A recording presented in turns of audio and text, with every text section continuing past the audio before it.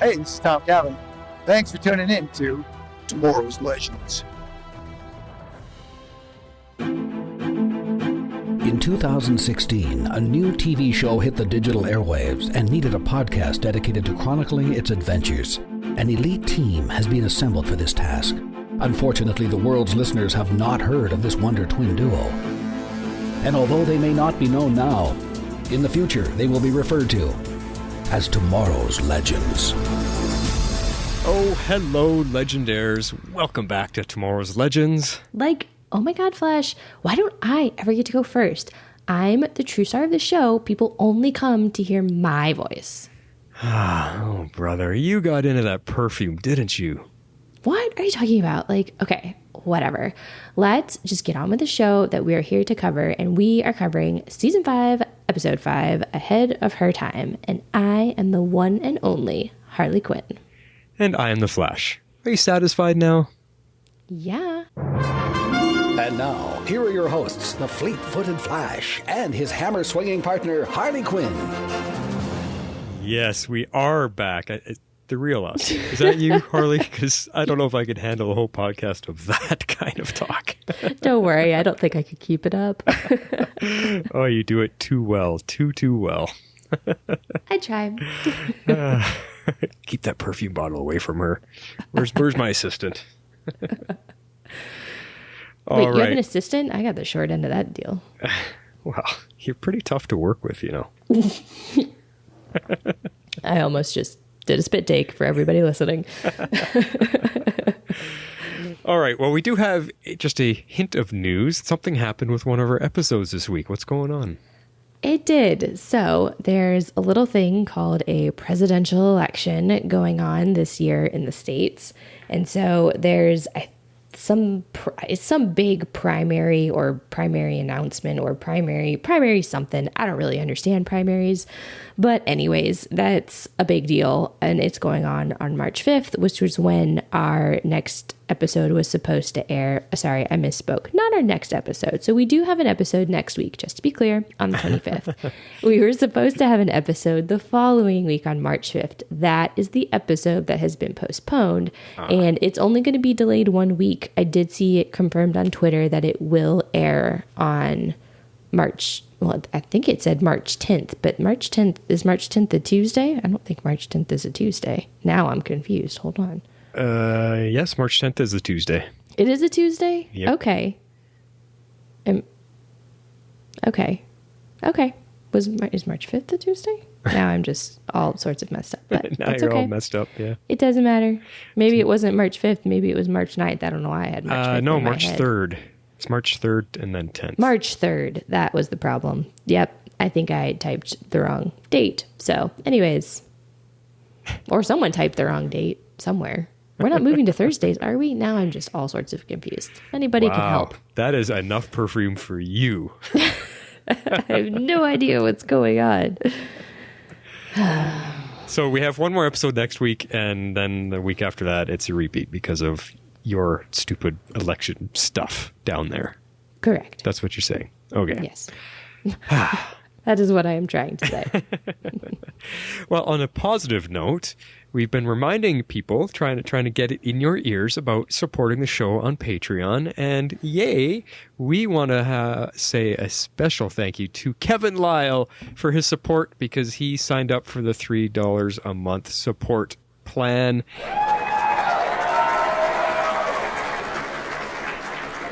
Yay.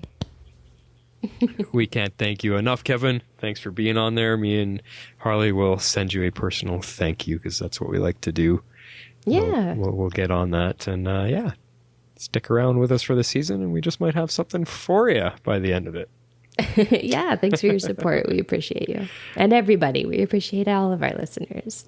We do. We totally And do. But patrons. just the financial support just helps the show. And like we keep saying, it just really shows that you guys appreciate all the work and time and effort we put into this to bring you Tomorrow's Legends. So if you want to join Kevin Lyle on that front, here's how you do that. If you'd like to support our podcast, you can do so at our Patreon page at www.patreon.com/tomorrowslegends.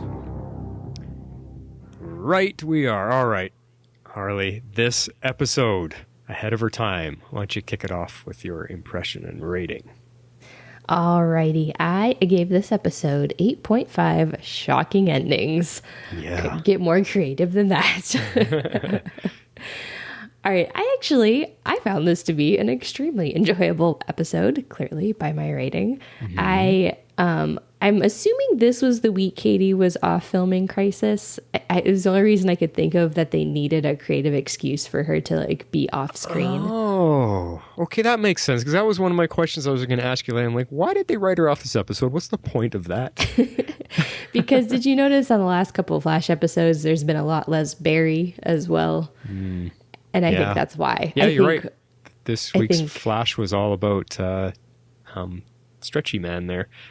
Ralph, and the week before that was very Iris heavy. So gotcha. Yeah, I think we rolled into Crisis filming, so they may need to. I don't know if they're like getting creative with what she's doing. I know she actually directed next week's episode, so it also may have been because she was directing. I don't know if they what kind of prep goes into all that. I assume a lot. So, maybe that was why she needed to be off. But anyways, it was kind of interesting to kind of see her just like say hi, bye, and then like disappear for the whole episode. But I really did enjoy getting to see Ava sort of fumble her way through being a captain and just sort of managing to win the team over in the end through almost sheer dumb luck. It was pretty great, but I love that it was a mix of Ava's kind of like need for structure, and then also you get that typical Legends wackiness that we've kind of come to know and love, and how she's able to kind of have her structure, but then like bring that wackiness into it all. It's kind of like have your cake and eat it too. So I did really like that. And okay. I really, really, really hope that they're going to use this season of Legends to kind of set up Constantine on his own series. Like, I really, really, really want that now. Yeah. I know the ending of this episode was shocking, to say the least, but I've got faith we've not seen the end of him, and I really, really loved that story. It was so well acted. We got some much needed backstory for John Constantine, and it was pulled directly from the comics. Oh. Okay. According to my sources on Twitter. Cool. Yes. Then that would make some fans very happy then, I would imagine. It made a lot of fans very, very, very happy. And then very, very, very sad. Yeah, because that was a shocking end. I didn't see that coming at all. I sure didn't either. I was like, what? Yeah. What just happened? Oh my gosh. Okay, that's enough. I've ranted on enough. So what did you think? Yeah, well, we'll talk about that because that's one of our points in the thing. I'm going to give this a 7 poltergeist memories. Okay. Because for me, I don't even have this written down, but for me, it totally reminded me of the Poltergeist movie. They pulled so many scenes out of Poltergeist, from the ghost coming out of the door handle was exactly a poltergeist scene, from the scene where he loses Astra to the demon. Well, that's the ending of the Poltergeist movie when they're trying to get the little girl back out of the TV set. It's the exact same kind of scene with the demon in the cloudy doorway, and they're trying to bring her back. Like, very, very poltergeist heavy with the jump scares and stuff. So it was cool. Mm-hmm. So here's a switch. Everyone knows how I felt last week about Constantine wasting our time and stealing from the great episode that I love so much. This week, I'm going the opposite route. Like I was pulled into the Flash Mirrorverse. Oh, hey. And saying that the can't even say it. The Constantine stuff was far better, and not only that, superior to the extremely weak storytelling of the Marie Antoinette segment. Now, it's not that that part wasn't enjoyable. It was okay. But it just didn't have anything gripping or edge of seat exciting for me. It had funny moments, yeah. It was just shoulder shrugging kind of, kind of similar to 2 weeks ago.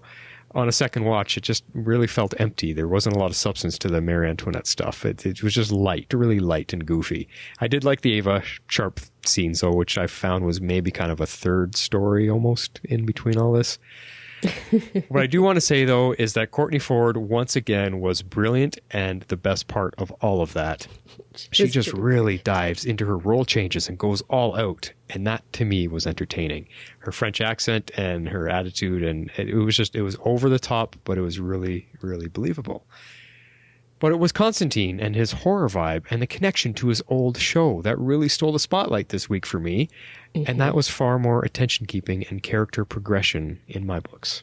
Mm-hmm. I agree. I agree with what you said. I think I enjoyed the Marie Antoinette segments a bit more and the Zari segments a bit more because I don't know, the way it was written, especially the way it was acted, but it made me giggle the whole time. I just laughed. I haven't laughed this much at a Legends episode, like consistently in a while. Like there's always something that I find like horribly amusing, but like, I mean, I like literally laughed through almost the whole thing. The only parts I wasn't laughing was during the Constantine stuff, which was like, it's very, I mean, it was going from like light and kind of like funny, like making fun of stuff. And then it was like, boom, like Constantine, like super dark, super serious. I was like, oh, this is awesome.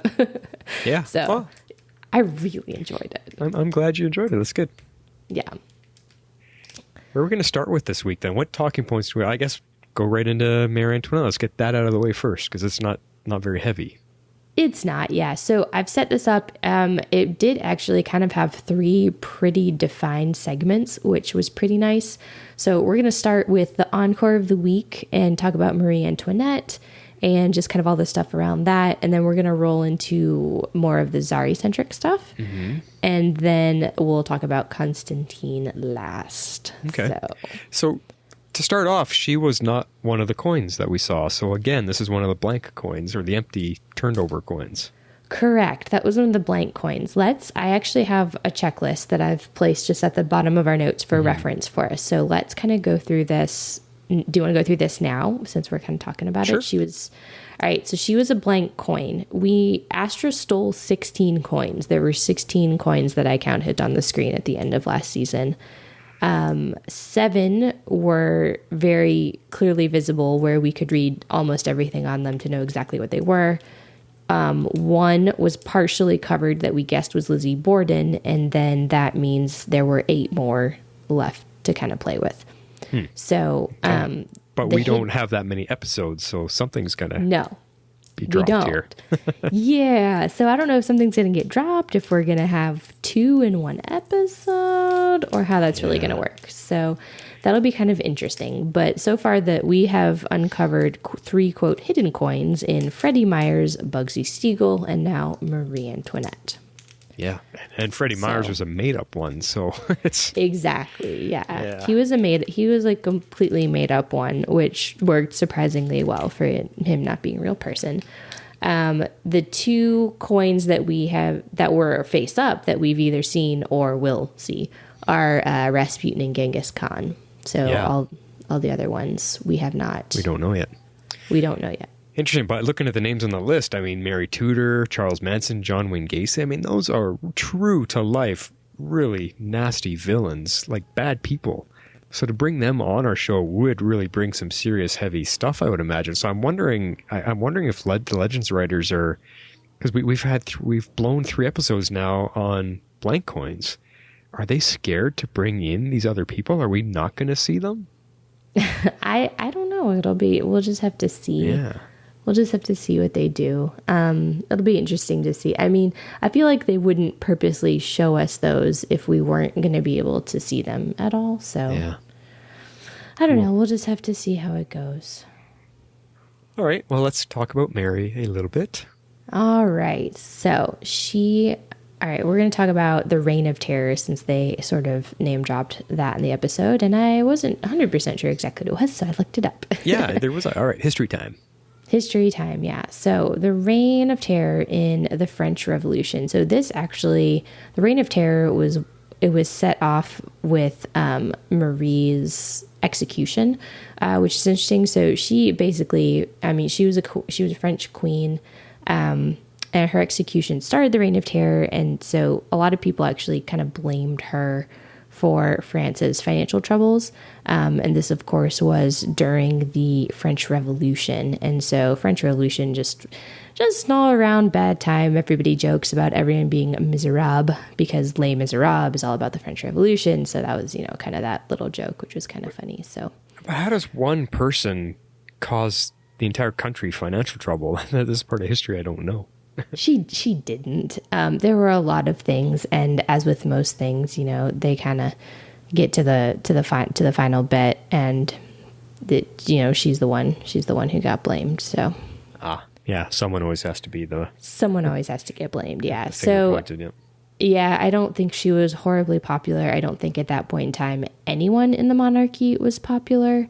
But yeah, she ultimately.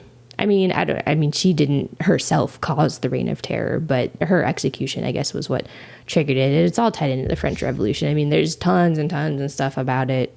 If you like Les Miserables, you probably know a little bit of the history there, but I'm a big Les Miserables fan, but that's what it's all about. It's a good musical. I know that much. It is a musical. It is not one of my favorites, but yeah. So. Cool. There's your history lesson. All right. So, the next thing I guess we could start talking about, this is kind of just like my comments on the flow of this portion of the episode in general. So we found a new use for Zari's actual talents, party crashing, apparently. Yeah, real talent.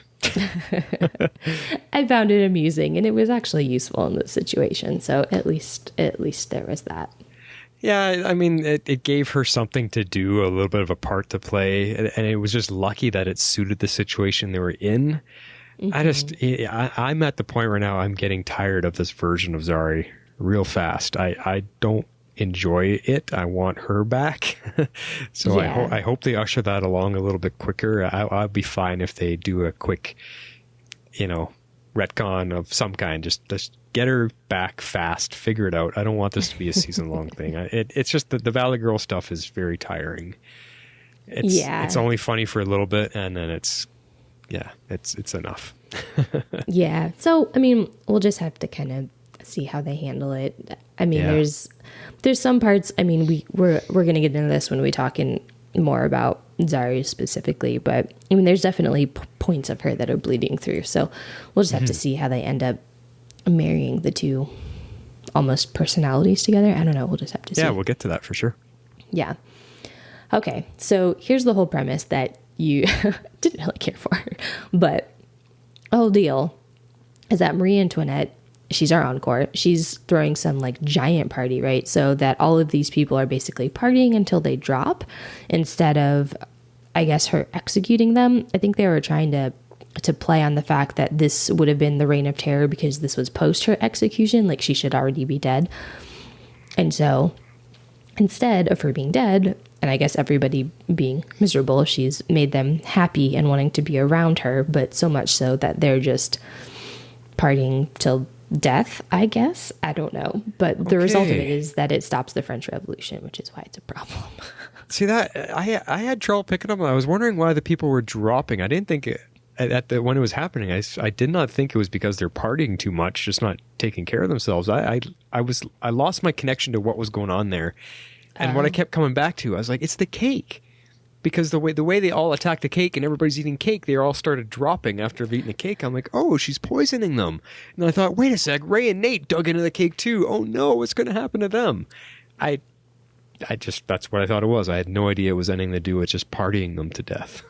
Yeah. So, I think they were trying to maybe have that initial illusion that it might be the poison, or that it might be poison of some kind. But they do get to kind of a point where they're outlining what's happening. I forget which characters are talking about it. I think it's probably Zari and Ava, since they're the only two that aren't affected. But yeah. But yeah. So one thing that I did in particular love is you get a lot of really good facial expressions from Jess McCallan. And Ava's just complete and utter confusion about the absurdness of parts of this episode is just so classic Legends. Yeah. And like, I really felt like she was kind of channeling the audience, even though I found this episode very amusing, but there are very often times that I am like watching the show just going like, what is happening? Well, I mean, Ava's not used to witnessing how silly things can get on the Legends missions. She used to, run things from the headquarters of the Time Bureau, and she'd send them away, and then they would just come back from their missions. So she had no idea how things got. She's just too used to her structured government facility, and she's kind of comparing everything that's happening against that. Mm-hmm. So it's going to take her a little while to integrate and kind of, I guess, loosen up and become part of the part of the way things happen on Legends missions. So exactly. So she is funny though. Like Jess McCallan just does a fantastic job of reacting the way she does. It's fun. She does, yeah. No, it was so funny. Oh my gosh. Like, okay, I don't know. Sometimes it's hit or miss for you on fight scenes, but I thought this was hilarious when they have this whole like fight scene when you have like all of this like these French people just like chasing after Marie, and then like her beheading, because like Nate's quote, like, you should have seen that coming. It's like, yeah, duh, she died by having her head cut off. So of course when she runs into something, it's gonna go flying off of her shoulders. I don't know. I just laughed out loud. It was very amusing to me. I'll let you have that one. Sure. It didn't strike me like my sense of humor too funny. I was more thinking of what was going on with that scene, because what connected to me was that back to the cake, when she dropped the cake and it was a feeding frenzy, and it reminded me of zombie movies. When someone falls down and the zombies catch up to them, it's a feeding frenzy for the zombies. And I thought, whoa, that's very much a zombie flick right here. Mm. And even when they started running down the hallway and it's just all out mass of people chasing after them, I'm like, this is totally a zombie apocalypse type of scene. That's what true. I was thinking. So yeah, that's true. Yeah, no, that's another good way to put it. I didn't think about it that way, but yeah, it totally is. That's kind of funny. So funny stuff. All right. So, and this is kind of like a jump in the scenes, but it still kind of relates to Marie Antoinette. So while we were, talking about her head being separated from her body, I found the scene where like the headless body steals Mick's gun was just as funny to me. And she's like chasing Mick and Ray like around the ship. I just really enjoyed those scenes. And when you get to the end of those, like I loved how they were doing like the cutscenes kind of between the Zari storyline and then back on the ship, like with Mick and Ray, and how they were like trying to act out the ALOHA method in action, which is just pretty funny. The fact that she has to have a method and it has to, it has to be very like specific and by the book, and there's a whole binder about it. Oh my gosh, it just made me laugh.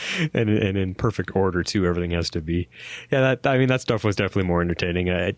Just watching Mick running around the ship, his gun with the headless body chasing after Mick running around the ship. It was funny.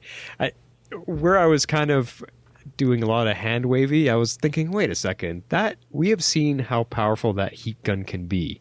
Mm-hmm. And now we've got the headless body just blasting it all over the inside of the ship. That could be pretty dangerous. Would it not like melt things, destroy things? I was thinking, what's going on? So I had to really be a little hand wavy at that scene, because I was thinking, hold on, that gun is too powerful.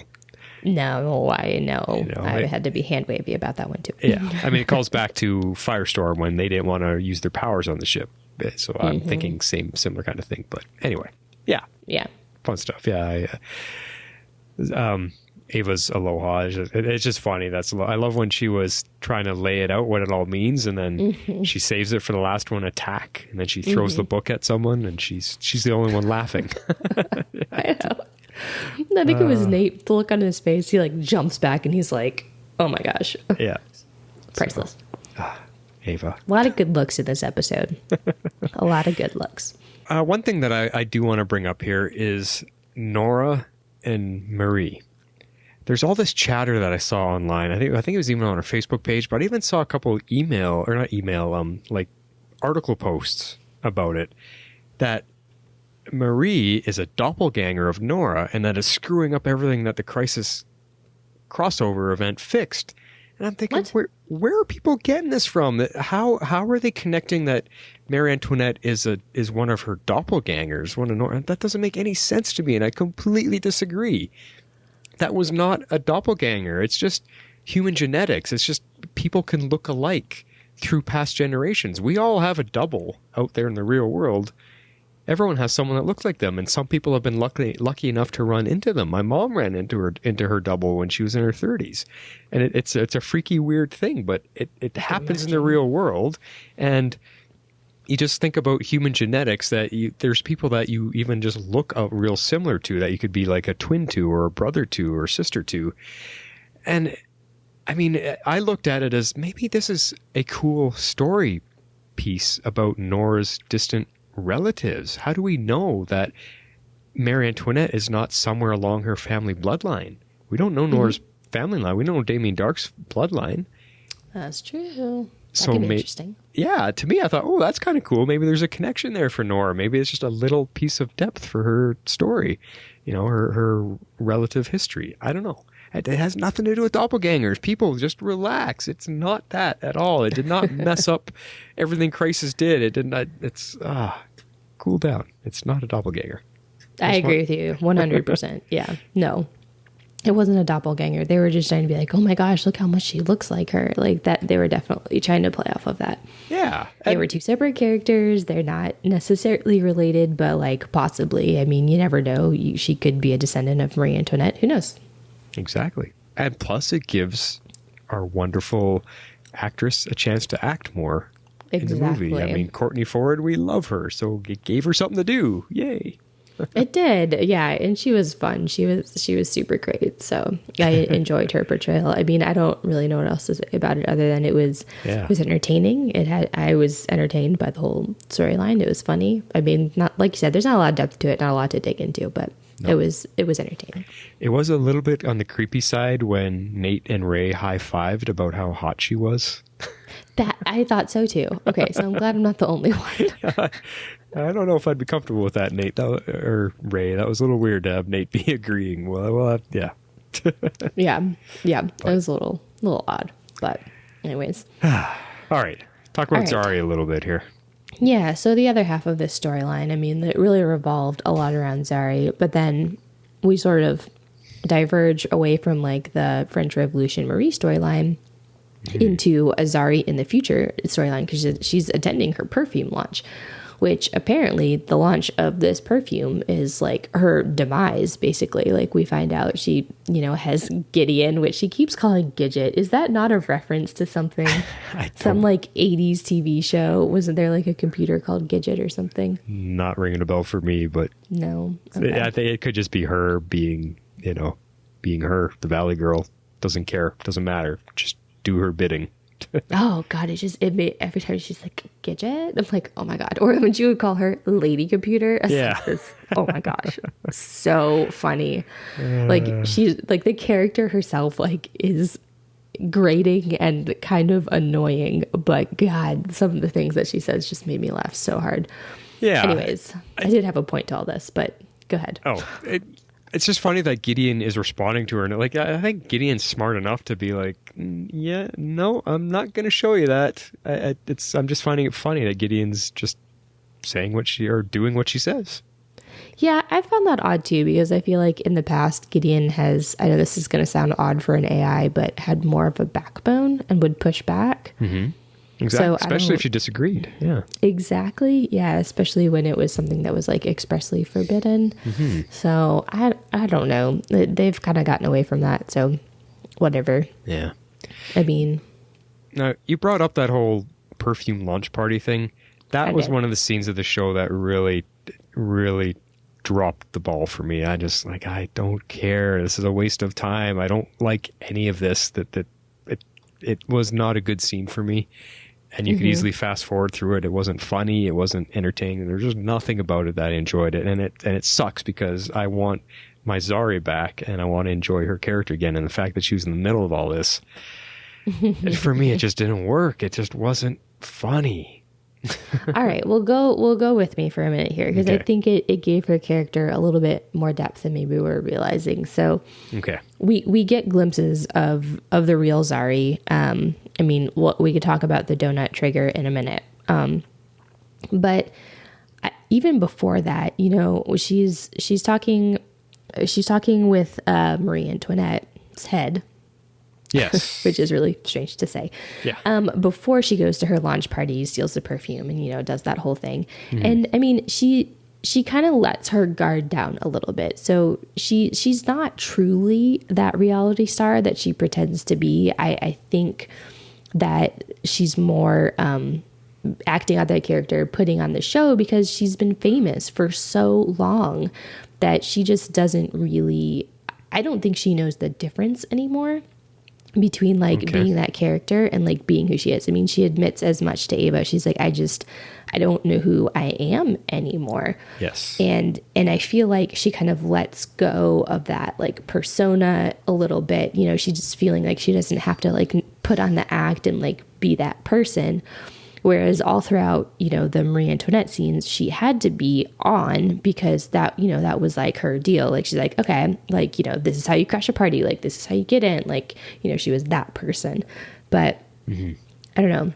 The discussion with her and Marie, I particularly loved that. And the parallels they were drawing between the two of them becoming very, very famous at a very young age and both being very lonely because the only thing any people or anyone ever sees in them is just their fame or in Zari's case, maybe, you know, this character that she's become or that people have built her up to be in their minds. But at the end of the day, she's like still a person, you know. I think a lot of times people have trouble separating the character from the person. Yeah. Yeah, like a lot of that stuff I'm with you. I agree with. It was just the humor for the release party and the s'more head guy, like all that. He was just annoying as all heck for me. All that stuff.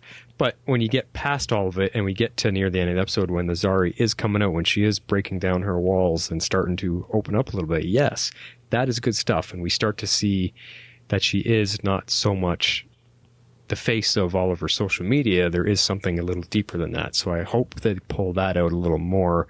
And I hope that she's gone in the timeline long enough that she has to let go of it and just become herself again. But here's the problem. We brought it up last episode again is how are they going to combine the storylines, the timelines, or the lifelines? I still don't see how they're going to do it. It doesn't compute for me how they're going to make this work. I don't know yet either. I mean, she does keep getting more and more triggers. I mean, we got her back in the flannel. We got her eating a donut. So, yeah. and then, you know, eating the donut was ultimately the trigger to kind of get another flashback. And then she ended up having that like heart to heart with Ava where I felt like we saw more of Zari and not like this character that she feels she needs to be because she's got like 1 million followers. I mean, I felt like it was very poignant that she's like, I have millions of followers, but I don't have any friends. Like, it was sad to me. I mean, but I think it's true for people that achieve a certain status and they just become this icon, but then they also become very isolated. Well, yeah, because they can't walk anywhere without bodyguards, without cameras in their faces, without anything. Like, your life gets taken from you, and then you have to live in seclusion. And yeah, good luck making friends and finding a relationship when you're having to live like that. Exactly. Well, and I think that was kind of part of what they were trying to show with, you know, S'more Money. I mean, God, it was awful. I agree with you. And I think it was purposefully awful. They were intentionally trying to make fun of that brand of TV, that lifestyle, or that type of celebrity. You know what I mean? Yes. And so, I mean, it was awful and it was exaggerated. And I think that's one of the reasons that I found it so funny is because I loved that exaggeration of it. But then did you see like her demeanor completely changed when they talked about the proposal and it just basically being a publicity stunt? And she's like, oh, we're getting married. And, yeah, that's true. But it wasn't real. Like, even their relationship isn't really real. So It was kind of sad. Yeah. I feel like that is where she started to see that. So. Well, and when when this perfume got spilled all over her, and then the crowd came after her, and it was that became too much for her. It's like, whoa, okay, I don't want that much attention. Yeah. So, yeah. Hope so. I'm hopeful that they're gonna slowly pull away from that and bring out, the true Zari, and we'll see what kind of character that becomes. If we're not going to get our original Zari back, we'll have to see. Yeah, we'll just have to see. Okay, well, would you like to move on to Mr. John Constantine? Yes, because this, as I said, was the opposite for me. This was the best part of the episode this time. Good and scary and heavy with the drama, and really got you on the edge of your seat because, it was spooky. I mean, the kids in the masks and pulling Gary away and the ghost coming out of the door handle and what Constantine was struggling with, watching him deal with memories and having to come clean and be honest for a change. Like there was so much here that dove into Constantine from his show, and it was better. It was so much better. It made me care about him, Yes. Oh my gosh, it was so good. Okay, so let's dig into some of the more specific points. All right, the first thing I'm going to talk about is Astra's kind of resurrection plan, because it's completely backfiring now that, Constantine is aware of her and what she's doing, and the legends are in the mix. So she's kind of lost the first 3 accounts, or I guess 4 if we're going to count Marie Antoinette, because they either aren't immortal and killing people, or they're just straight up not killing people because the legends have captured them. So I think Bugsy is dead. Freddy's mom, the Jason one, she never happened. And so now Marie is on the Wave Rider, and Rasputin's on the Wave Rider. So that's kind of all we've got at this point. Right. Oh my gosh. I think that's fascinating. So, because if they're not out there and doing stuff, she's not really getting any souls. So she's not moving the needle. She's not if she's not gaining currency, gaining souls, then she's not able to challenge the Triumvirate for control, which was the whole plan. Yeah. And that's the point. I don't know how we can even dive into a little more, but this whole idea of losing accounts, because she's talking about these souls, or these soul coins, as accounts. So it's like hell has its own banking system or financial system down there, that souls are currency, and you can withdraw them in these coins, and you're in control of them. And if they get you basically put them out into the world, and they're gaining interest for you by killing people, sending more souls to hell. That's like the banking system down there. So it's interesting. And the fact that she's losing, it's like she's gambling with them and losing. Yeah. And, well, she was definitely gambling with them, and the horn demon dude sort of put a stop to that. Yeah. So interesting. It's an interesting take. And I don't think we saw anything like that in Constantine before on his show. So this is something new that our writers are incorporating. Yeah. I don't know. I guess we'll just have to see where it goes. It's very interesting. Okay.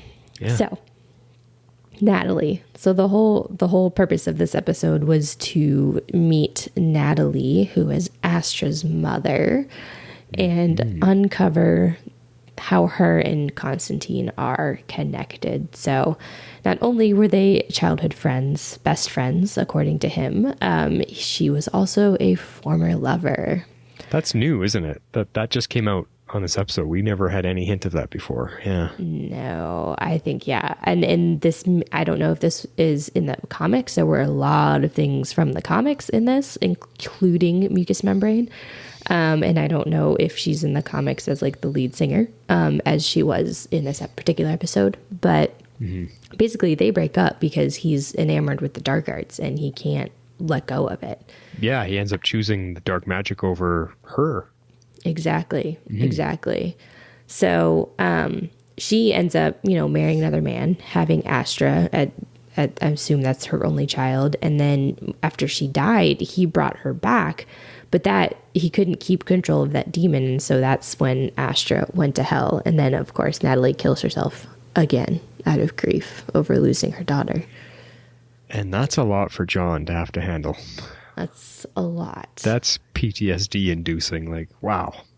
Yeah. And so I think his obsession over Astra, I feel like it gives it a little bit more weight. I mean, just having her taken and being trapped in hell is, scarring enough. But to know that it was because he tried to bring back her dead mother and then, succeeded in that, but then she ends up killing herself anyway.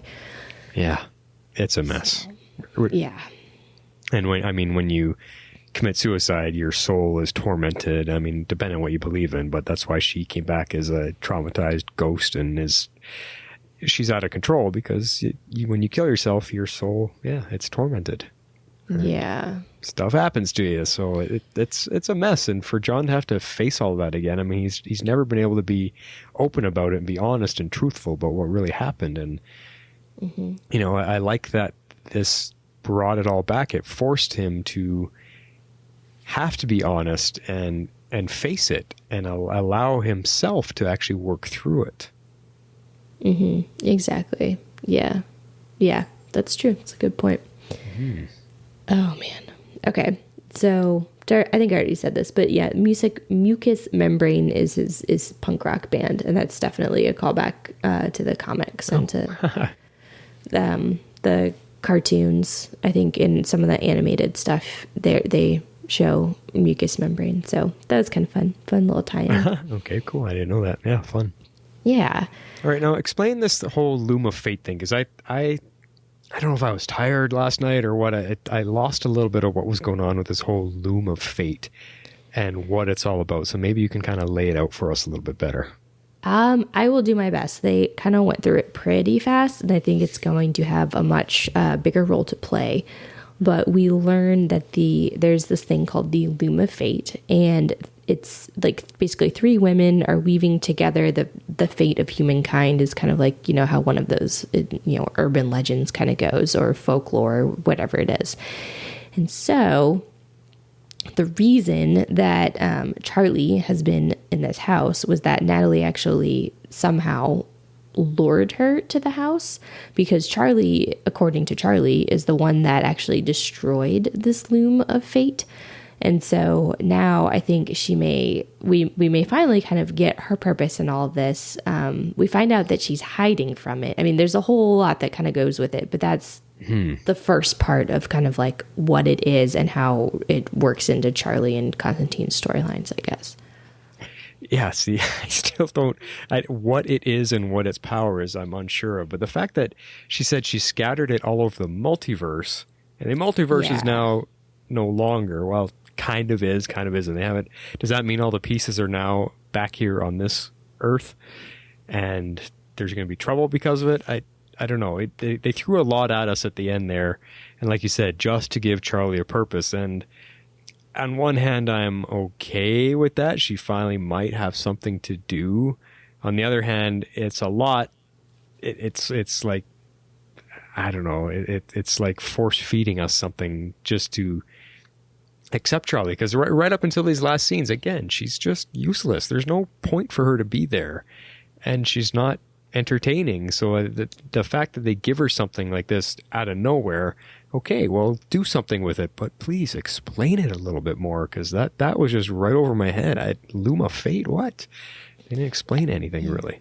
No, not yet. I definitely think they're kind of laying breadcrumbs for future story there, for sure.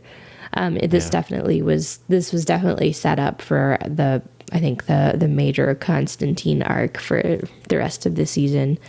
The thing I found interesting, though, is that she said that after she scattered the pieces over the multiverse, she sensed that something had changed, like her past was catching up with her. So, like you said, I wonder if that's when, after Crisis happened, so is this like the latest effect from Crisis? That now all of these pieces, there is no multiverse as we used to know it any longer. So now, like, all of the pieces are somehow all together in one on Earth Prime. So I don't know. We'll just have to see what happens with all of them. Yeah, exactly. So it's funny because they, on one hand, everything that happened in Crisis doesn't seem to affect our legends at all because they're in the, they're outside the timeline. But yet they throw this in here, and it's like, well, wait, how does this affect the Legends story? It's strange. They got to be careful. They're starting to write themselves into some corners they might not get out. We'll have to see what they do. We'll have to see what they do. Yeah. Now, before we talk about like kind of this last point, the one thing that I found interesting was Astra now owes someone in hell, some very powerful woman who creates these coins, a very large favor over this last scene where she unceremoniously kills John. Right. So we don't know who that woman is, really. They didn't really say. She's just... I didn't really name her. I didn't look, comb through IMDb or look through credits or anything, trying to figure out what her character name was, But like you said, she's the one who's creating these artifacts. So, yeah, what's her story? Is there going to be something more to that? And like you said, Astra now owes her a favor, I guess. Yeah. Yeah. What's that going to mean? Okay, so the lady helped her kill Constantine, but in exchange for what? Exactly. Yeah, I think that's the question. That could also have a bigger role to play later in the season. Right. Now, let's talk about that point, though, Constantine, because that fascinated me in the most freaky of conditions, because imagine having that. Like you think about yourself in the real world here. None of us know when we're going to go. Unless you come down with some type of illness, cancer, or something else that kind of puts a timeline on your life. But for the most part, none of us know. And it can happen any time. And to think, the idea that there is a pendant down in hell that is essentially a timer on your life, and that if someone wanted to, some demonic being wanted to speed up your life to your point of death, they can simply crack it open and turn it like a watch and bring your life to an end just like that. That's how I think about these kind of things. I know we're not talking about a superhero comic book show, but those kind of things put me in that type of mindset, and that to me is freaky. And the way they portrayed it on this show was freaky as hell. That John's life came to an end in moments because they were turning the dial. Yeah. Oh my God. It was, and to see how that affected John, and he just starts coughing up blood, and, whether it's from the smoking and his drinking, and his body's eventually going to fail him. They just, like I said, rapidly increased the timeline on that. It scared me. That was not a fun scene to watch. It was heavy and it was scary, and I loved it, but not fun to watch. No, it was very well done. Very well done. Kudos to Matt Ryan. He's a great physical actor. But what do you think of that idea? A pendant timer on your life? Oh, that is completely terrifying. Yeah. Yeah. I'm with you 100%. Yeah. I was not expecting those coins to be anything more than a form of currency. Well, I'm wondering if it's two different things, because I keep calling it a pendant. It was a pendant with a chain through it. I don't know if that's the same as the coins. The coins are like what you withdraw the souls for to release the souls back. This thing, it looked bigger. It looked different. It was a pendant, so I'm thinking it's something different than the coins. Really? I just thought she had taken a coin and put it on her necklace. So I don't know. We'll have to see if they're all different. I think it's different, because the coins are related to souls that have already been to hell, where this was a pendant on someone in the real world that hadn't died yet. No, but his soul's already been consigned to hell. Yeah, there's something there with that as well. But yeah, I still think it was a pendant. His soul is not his. He gave it up. Yeah, so I don't know. Crazy. Anyway, yeah, that was a tough scene, and I don't know what they're going to do. How can you reverse that? Someone has to go to hell, Gary maybe, and Charlie, and grab that pendant, and can you fast rewind it? Like, I don't know. I guess we'll find out. It's a fascinating concept, and they're going to have to do something. I do know that there are story arcs that address this in the comics. I've not read them. I don't know the details, but from my understanding, we're going to get one of two story arcs that are probably not taken directly from the comics, but will be in, portions of the storyline will be taken from the comics. So it'll be very interesting. I'm kind of excited. I don't think we've seen the end of Constantine as shocking as this was. It was very shocking, and it took me a minute to kind of like take a step back and be like, surely they didn't just kill this character, right? They didn't really just... No, well, that's what it was most effective at, making us care about John, because we've been in and out about him, not sure if he belongs in our show, all this kind of stuff. And then this sequence finally suddenly slapped you across the face like, holy crap, I do care about this character. Holy, I didn't want to see him go like that. Exactly. Well, I think that's all we got, eh? Yeah, I think that'll do it. All right. It is time for Quote of the Week. Shape out an eagle! And your winning funny quote from last week was... Damn little ponies. Damn little ponies. Well, look who's finally off the clock. Oh, no, not again. Oh, yes. Oh, yes. It's the same thing every time. Kid gets a fairy godmother. What do they wish for? Oh, you get a pony, and you get a pony. Everyone gets a damn pony. I can't stop laughing at her. She's just awesome. So funny. Okay. Did you find some funny stuff out of this one? I did find some funny stuff out of this one that actually will make decent quotes. Good. What are you going to start it with? We're going to start with Feel the Heat. Mick, are you feeling all right? My stomach hurts. I can't eat. I can't drink. I think Ellie gave me an STD back at the reunion.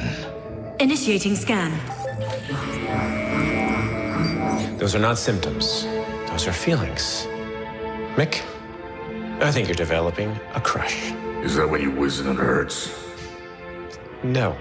It's biology's way of telling you you care about someone else. Dr. Palmer is correct. The results of my body scan indicate that you do, in fact, like her. What does Gideon mean, like her?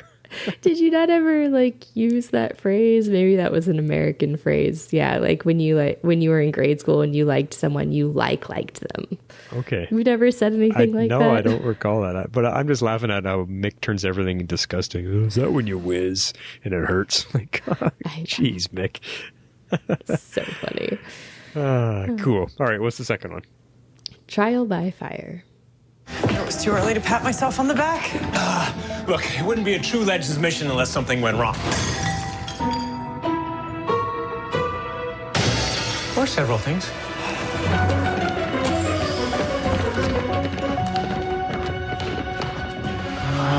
Wasn't there a body on that stretcher? It's the musical notes that are funny in that one. Yeah, the music makes it. The music totally makes it. And you obviously this is very visual and you can't see it, but the four of them when they all lean back one at a time, yes. Yes. That was funny. I loved that. Loved that. Cool. Okay. Yeah, those are good ones. Oh, all right. Well, let's move on to our serious stuff. What won last week? The Fairy God Counselor. Freddie, wait. Leave me alone. What? You don't want to be alone right now. How would you know that? How would you know what I want? I've spent years wanting these kids to be my friend, and I couldn't even make it happen with a fairy godmother. I cannot wait to be done with this stupid place, and I hope they all get what they deserve. No, you don't mean that. Yeah, I do. No, you don't. Look, I get it. I have given in to my demons. I know what it's like to want to make the world feel your pain, but that is not who you are. I see so much more in you. Listen. God, being yourself. That is a magic stronger than any wish. Being truly okay with myself. Scars and all is how the right people truly found me. Now, if you had one more wish to show all of them who you really are, what'll it be? Yep. Good old Nora. It was a great one. Okay, so what do you have for us this week? This week, I had a little trouble finding some serious scenes. You kind of helped me with this one.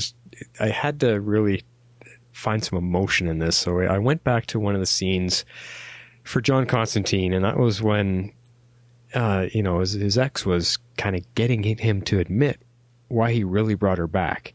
And this is where we saw John finally starting to open up a little bit and understand what he has to do to make things right. So I like this. A good character growth scene for John. Why did you bring me back? Because I loved you, Nat. I never stopped. I'm not here for the John Constantine broken hero act.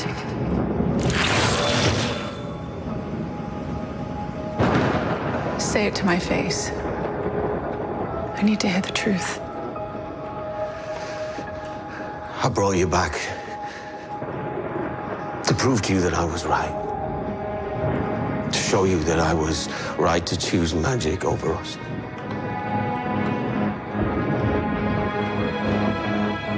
Thank you. I needed you to admit to yourself what you did. Because if you're going to save Astra, you need to do it for her, not for your ego. Oh, I have tried to save her, Nat. I have tried, but I don't know how. I think I found a way.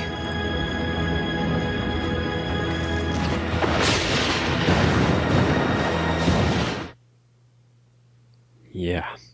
That's what I mean. It's good for John. It's a really good progression to his storyline there. Yeah, it was a really good scene. I liked that one. Yeah. All right. Well, the other one I have is called Share. Oh, I didn't tell you. That one was called Tearing John Down. This next one is called Shared Lessons. And this is Zari and Ava sitting on the Wave Rider at the very end of the episode, kind of having a bit of a heart-to-heart with each other about stuff that just happened. Yeah, everybody screws up. Not you. Me? I feel like I'm screwing up all the time. You were so on mission. You crashed an A-list party in a pantsuit and threw yourself into a fountain. Oh, see?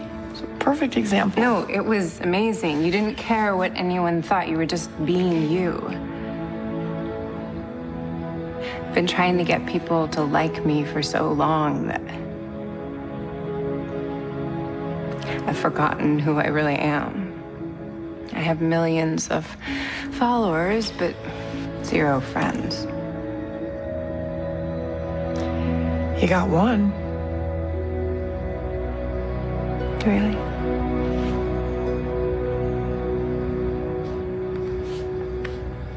Come on. Well, as your friend, I have to tell you, no more pantsuits. You're better than that. Deal. You're better than that. See, that ties right into what you were talking about with Zari, that there is more underneath the persona. There is indeed. What I like about Talash's performance there is that she still doesn't sound like Zari 1.0.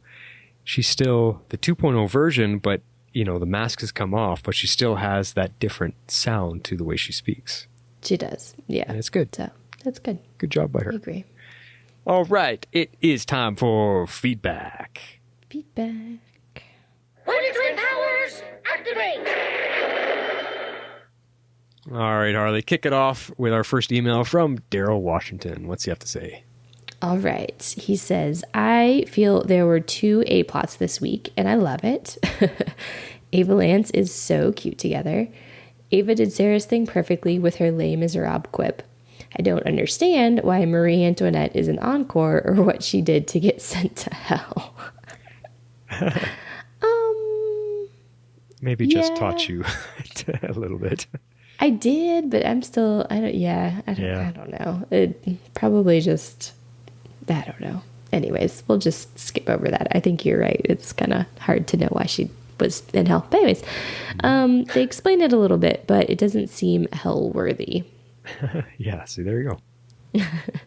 I love Zari's 2044 dress. Total Lena Luthor vibes. Shoulders are out.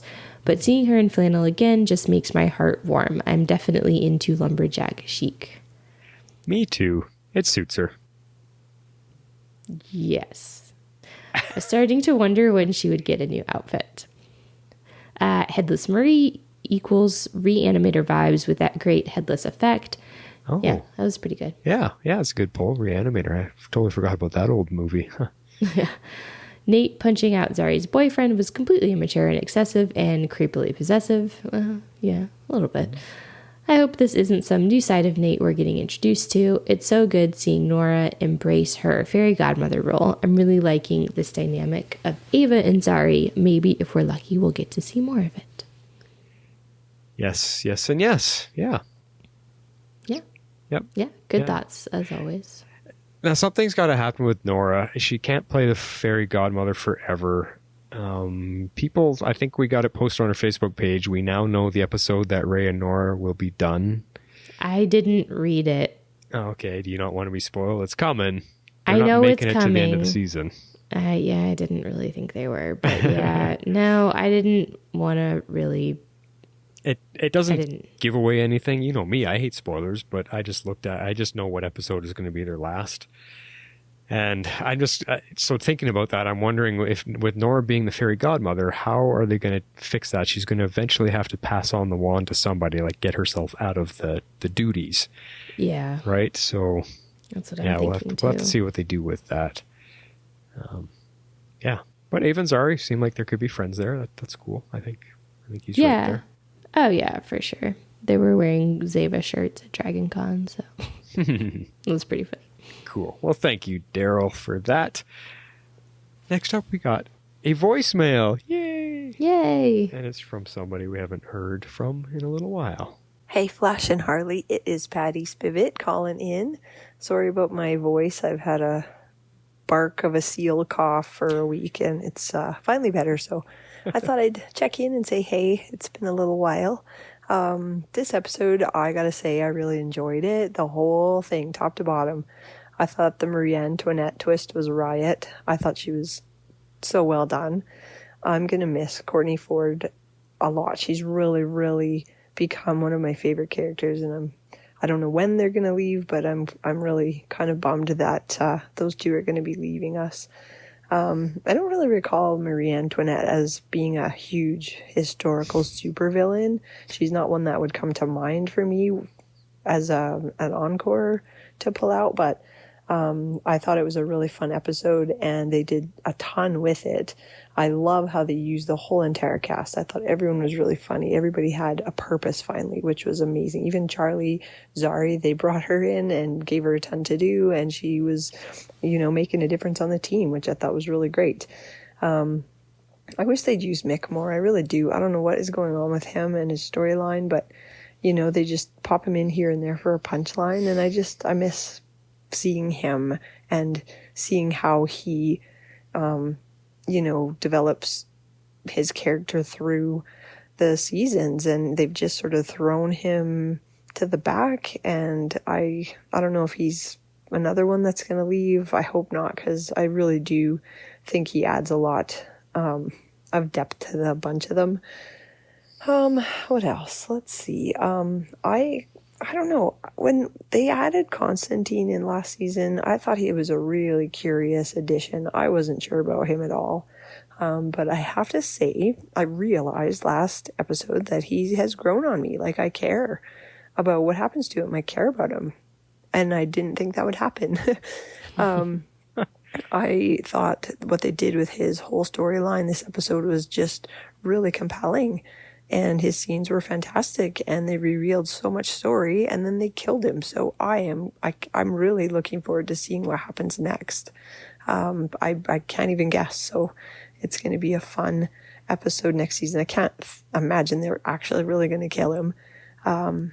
So I'm really looking forward to seeing what develops around that whole storyline. And I thought Charlie was a good addition within all of it as well. She was revealing stuff about her past as well. So finally we get to hear why Charlie is still here. I'm looking forward to hearing what you guys have to say in the podcast, and looking forward to next week as well. So I will sign off. We'll talk to you guys later. I should have called her in to be the co-host this week. She's way more positive about it than I am. Yeah, I'm with her. I liked it. I thought it was fun. And we didn't talk about this episode, so I had no idea what she was going to say or how she felt about it. We were both having trouble staying awake, but she watched it to the end and we went to bed. So I had no idea what she felt about it, but that's cool. I'm glad she's happy with a lot of aspects. I didn't know that that Constantine was growing on her. I'm going to have to go talk to her about that after we're done here. That's funny. Yeah, it's kind of funny. But the one thing I do want to pull on that I agree with her wholeheartedly is the lack of use of Mick. Yeah. He has been delegated to nothing but a punchline in the background. And I mean, the only time he had any type of speaking line was sitting at the bar with Ava before she got too drunk and sang. Like, there's been nothing for him so far in the return. And it's actually a little bit with Allie last week. Yeah, but it's still not a lot. There can be so much more for him. I agree. You know? So, they're good. Yeah. But, Patty Spivot, it's wonderful to hear your voice on our show again. It's been a while. Yeah, it has. Welcome back. All right, next up is an email from ArcPhase 2.0, and he says, "Greetings, Wonder Twins. I got to say that I enjoyed the Constantine story a lot more this episode, with the reveal of his backstory and the choices he made of choosing magic over his love and his unfortunate decision to resurrect her just to see her die again. I wonder why her spirit had to be locked in the room anyways, though, and how she became a witch." Yeah, that's curious. Why? Any thoughts on that? Why she had to be locked away and it was all scary and freaky? I assume because she was just roaming around the house unsettled, like you said, and then how she became suicide spirit, yeah. Yeah, and then how she became a witch. I assume her and John were doing the dark art stuff together initially, and good point. And when she proposed to go to New York and leave it all behind, and he couldn't. Yeah. I think she gave it up at that point, would be my guess. Okay. Or wasn't really practicing anymore or whatever. I don't know that you can really give that up. But anyways, that was kind of what I thought about that. Okay, well, he goes on to ask, also, how was she able to draw Charlie into Constantine's house? If the pieces of the loom of fate has been scattered through the multiverse, which isn't exactly supposed to exist anymore post-crisis, then what is the status of those pieces now? Yes, we were talking about that. As for Charlie, again, I don't know. I don't have an answer for that either. Yeah, I think that's the question. It was interesting to learn that the soul chips are actually made and how the inside looks like the cogs inside of a pocket watch. See, that I'm going to watch that again. I still feel like it was a pendant and not a coin, but we'll take a look at that. Maybe I'll have an answer for you next week. We'll see. Yeah. It also seems that Constantine had 10 more years until his lung cancer would have killed him. Wonder if he stopped smoking so much, if that could potentially have extended his life longer at all at that point. Oh yeah, that's right. They did say he only had 10 years. Yeah, they did. Unfortunately, it looks like Astra had somehow gotten a hold of his soul chip and apparently may have killed him at the moment. Curious to see how he's going to get out of this mess. He's going to end up in hell as a resident now instead of a frequent visitor? Good question. Mm-hmm. Back to the usual Legends craziness. Who would have expected Marie Antoinette would look like Nora? Perhaps there is more to it, or perhaps this will be brushed off as easily as Brandon Routh's Superman. Who knows? I'm guessing the reason her head came off was due to the fact she had her head cut off in death, and now that she came back, her head could just fall off at any time. Yes, that's kind of gross. It was strange how the headless body was able to move around and chase Ray and Mick down, and funny seeing her picking up and using Mick's gun. Surprised nothing on the ship ended up being burned from her firing it all over the place. Thank you. I concur. Yes. Anyways, the situation with getting to Marie Antoinette became very convenient for Zari and her socialite experience, but unfortunately that was her undoing when she tries to use the magic perfume for her own popularity. Glad our favorite button pusher in a boring pantsuit was able to get her out of trouble. Sometimes you just need a little of both to get things done. This encore still seemed pretty easy to take out, just like Bugsy. Really hoping for more challenging encores to keep our legends on their feet. There hasn't been really much of a challenge for them so far. Hear, hear. Exactly what I'm trying to get at. He just worded it much better for me there. Yes, not much of a challenge. These guys, we've had 3 kind of, I do wonder what Sarah was doing in Star City this episode, though. Maybe she will allude to a next episode. Looking forward to next week. Regards, Arcface 2.0.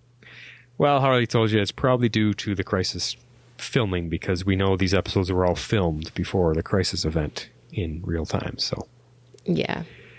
All right. Thank you, Arcface. That was awesome. And our last one is Carrie Johnson. What's he got to say? He says, I have to trust that Legends will find a nice and neat way to tie in the storyline between our Wave Rider Legends and Constantine Legends. But the distinction between the A plot and the B plot have never been more stark than in this episode. That's not necessarily a criticism. Yeah, I think it's just a realization by the showrunners that the elements that work best for Constantine are not the same elements that work for the tone established on this show. Yes, Carrie. Thank you for saying exactly. I'm beginning to agree that it appears the powers that are setting up the opportunity for Constantine to reestablish his own show. Yes. He deserves it. And B, I don't see Legends spending another season taking on demons, evil spirits, or encores. Nor do we want it. Yes. Seriously. While there are a few redeeming traits regarding the character of Zari 2.0, I do like that Tala Ash has been given the opportunity to display different aspects of her acting ability. Because of Tala's ability, we're beginning to see the more nuanced aspects of her character, and while we may never get back OG Zari, it's easier to see how Tala could pull off combining both elements of the character into a completely new one. Yes. Yeah, I'll agree with that. She's doing a great job. She is. The star of Plot A, though, is yet again Courtney Ford. Watching her as Marie Antoinette was pure joy, from the terrible French accent to the wardrobe to the seemingly pure joy she had just playing around with the character. Let them eat cake, indeed. It was also nice to see Zari and Ava establish a budding friendship. It's not a romantic pairing, but I shall call their friendship Zeva. Oh, Carrie, you're so spot on. They were wearing Zeva shirts at Dragon Con. They're like best friends in real life. So cool. Jess and Tala, yeah. Finally, it's been pretty subtle, but the seeds for Ray and Nora's departure are being set. Yes, I know. It's obvious that she's having a great time and making an impact off the Wave Rider as a fairy godmother, and it's also obvious that Ray and Nora love each other. So it's reasonable that Ray would decide to leave the Wave Rider to spend time with Nora and maybe start teaching again. Yeah, let's pause on that for a sec, because that I totally see where it's going with their story. Ray, if we think about Ray's past, he lost his wife, during the fallout in Star City, and wasn't able to save her, and he's been hurting ever since, and he's been trying to find love, and now he's finally found it. He might want to actually pull out and settle down and have one more chance at that again. Yeah. And Nora has never been able to experience it. She's never had that. She grew up in a very traumatic childhood, and she's just starting to learn what it's like to get to have all of this wonderful stuff. So that, they are sowing the seeds of love, and we didn't even talk about this episode that Ray just blurted out, "I love you." Yeah, I know. I know. She's like, "Oh, it's actually okay. I love you too." So, that's cool. Yeah, it's cool. I mean, happy for the characters, yes, but not happy to be losing them. I am not either, but at least they're going to do it well and not kill them. If they kill them, I'm going to be quite angry, but they won't. They can't. Yeah. There'll be a revolt. All right, let's finish his email up. He says, as for the B plot, admittedly, without knowing some of the backstory with Constantine and Astra, it's tougher for me to follow that plot. Well, hopefully we helped with our discussion. And because of that, it's also more difficult to be as invested in this plot as I was at the A plot. I've become quite invested in the Constantine plot. Still, it's nice to see the continued evolution of Constantine and his quest to save Astra. Of course, like most things in dramatic television, he dies just when he was starting to figure out how to save her. I do hope Constantine's apparent death, or at least poor health, gives Gary a chance to shine and show off his abilities as an apprentice. Oh, yeah. Yes. Yeah, because who else is going to be able to go down there and save him? It has to be Gary. Has to be Gary, right? Yeah. I do like the role he's found on the show. Finally, I don't like our Sarah being away from the ship, ? But obviously her directing work on the next episode is the reason. Yeah, it could be directing. It could also be Crisis filming, because this is a think about when Crisis filming may have started. I'm not positive, but we'll see. Can't wait to see how she does. Till next time, Legendaires. Yes. Well, some good points there, Carrie, for sure. I definitely agree with a lot of what you had to say. Yeah, a lot of good stuff from everyone. Lots of good feedback this week. Yeah. Awesome as always, guys. Glad you're sticking with us from week to week. Let's get some more feedback from other people, guys, because it is fun. We love to see you bring in things that we forget to mention. Yes. It's awesome. It is. So, follow these instructions with how to do that. If you would like to be a part of the show, you can send in your feedback to tomorrowslegends@gmail.com. That's spelled with one R.